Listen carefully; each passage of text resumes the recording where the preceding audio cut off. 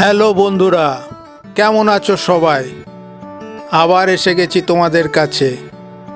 নিয়ে এসেছি শ্রীরাম জন্মভূমি অযোধ্যাজি পর্ব ৩। এই ভিডিওতেই আমরা দেখব শ্রীরাম জন্মভূমি অযোধ্যাজি শ্রীরাম লালা জন্মস্থান মন্দির। আমার কাছে দুটো ভিআইপি পাস ছিল, সন্ধ্যাবেলার সুগম দর্শন পাস এবং ভোর ৫টার মঙ্গল আরতি দর্শন পাস।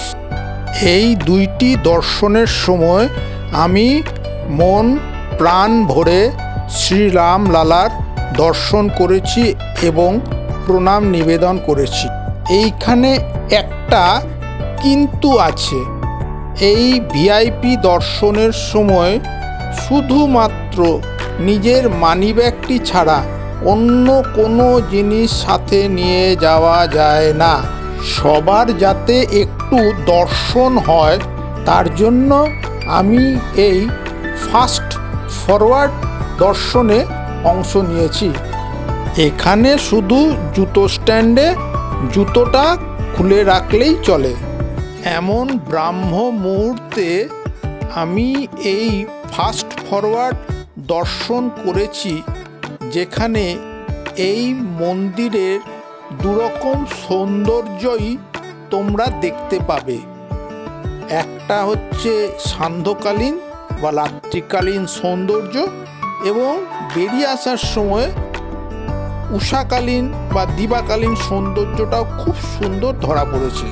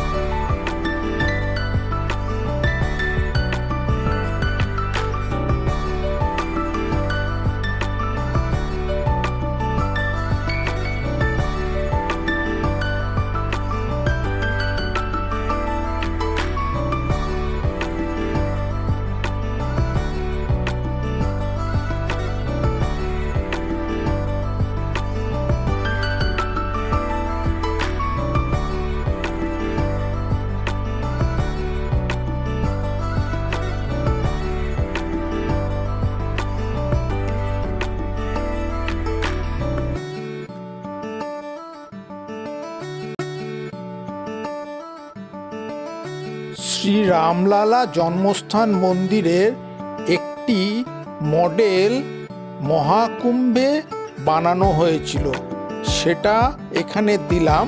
এই মন্দির সম্পূর্ণ হলে এই রকম লাগবে। বেরিয়ে পড়েছি শ্রীরাম জন্মভূমি অযোধ্যাজির আশেপাশের সাইট সিন করতে। এখানে দেখতে পাচ্ছ কিভাবে মূল সরজু নদীর প্রবাহ থেকে জল পাম্প করে এনে ফেলা হচ্ছে শ্রীরাম কি পৌড়ি বা নয়া ঘাটে। এই ঘাটের সুন্দর সান্ধ্যকালীন সৌন্দর্য আগের ভিডিওতে দেখিয়েছিলাম। আজ মাঘী পূর্ণিমা, মহাকুম্ভে চলছে অমৃত স্নান। আমার আইটিনেরারিতে আজকে অযোধ্যা আছে। আমি অযোধ্যাজিতে এসেছি। মাঘী পূর্ণিমার পুণ্যক্ষণে আমি মাতা সরজুতে স্নান করব, তবে সেটা এখানে নয়। গুপ্তার ঘাট বা গুপ্তহরি ঘাট বলে এখানে একটা মহাপবিত্র ঘাট আছে, সেটার গল্প পরের ভিডিওতে বলবো এবং সেখানে পূর্ণ দর্শন এবং স্নান করব। চলে এসেছি নাগেশ্বরনাথ মন্দির। এই মন্দির স্থাপিত হয়েছিল শ্রীরামচন্দ্রের পুত্র কুশের দ্বারা। কুশ একদিন সরজু নদীতে স্নান করছিলেন, তখন তার হাতের কবচটি খুলে নদীর গভীরে চলে যায়। এক নাগকন্যা সেই কবচটি পান। সেই নাগকন্যা ছিলেন শিবের উপাসক। সেই নাগকন্যাকে সন্তুষ্ট করার জন্যে কুশ এই নাগেশ্বরনাথ মন্দিরটি প্রতিষ্ঠা করেন। মহাশিবরাত্রির দিন এখানে খুব ধুমধাম করে অনুষ্ঠান হয়। ওম নমো পার্বতী পতয়ে হর হর মহাদেব। এখানে দেখছি 3জন নন্দী মহারাজ আছেন, সাদা, কালো এবং ধূসর।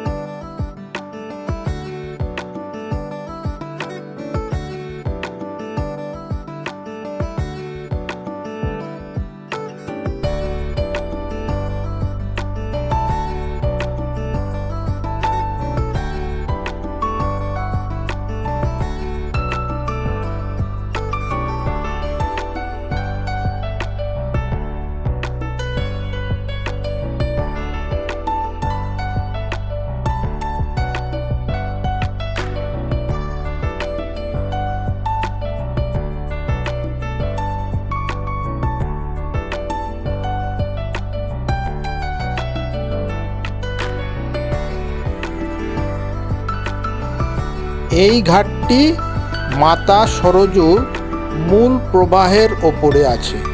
শ্রদ্ধালুরা মাঘী পূর্ণিমার পুণ্য স্নান করছেন।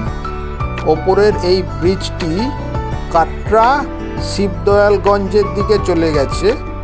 এর পূর্বে আরেকটি ন্যাশনাল হাইওয়ে ব্রিজ আছে মাতা সরজুর ওপরে।